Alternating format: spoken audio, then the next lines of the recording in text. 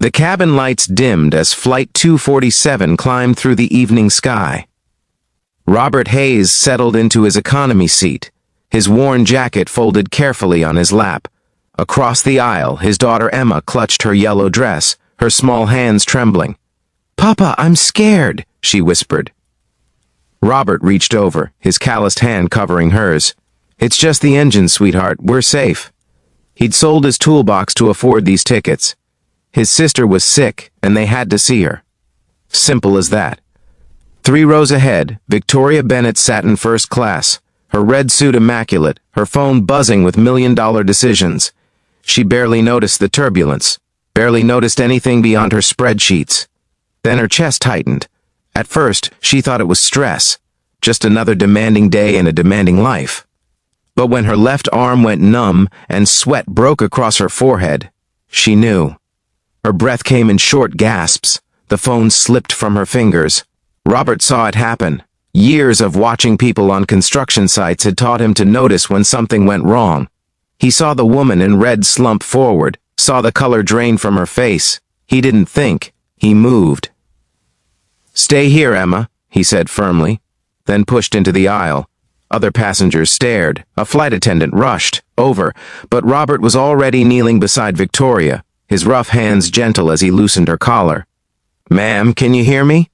Her eyes flickered, barely conscious. Robert had learned CPR at the factory 20 years ago. Never thought he'd use it. He positioned her carefully, started compressions, counting under his breath while the attendant called for a doctor. Time stretched. His arms ached. Emma watched from her seat, tears streaming down her face, but she didn't move. She trusted her papa.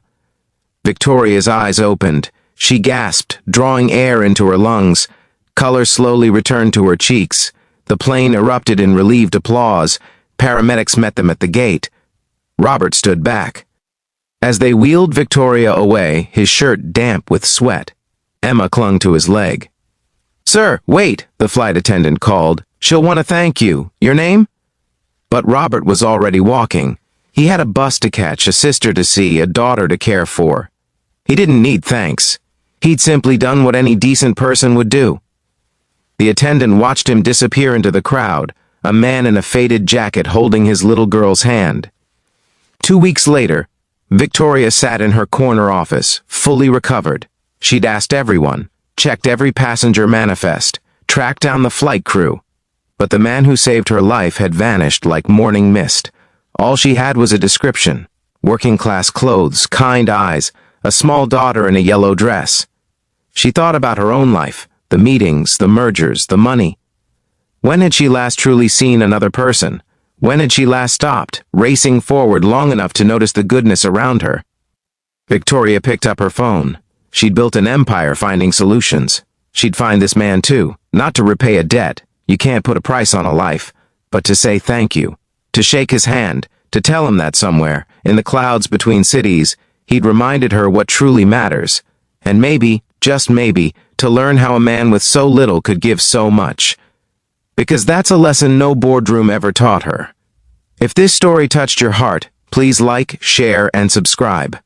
Leave a comment below telling us about a time someone's unexpected kindness changed your day. Sometimes the smallest gestures create the biggest ripples.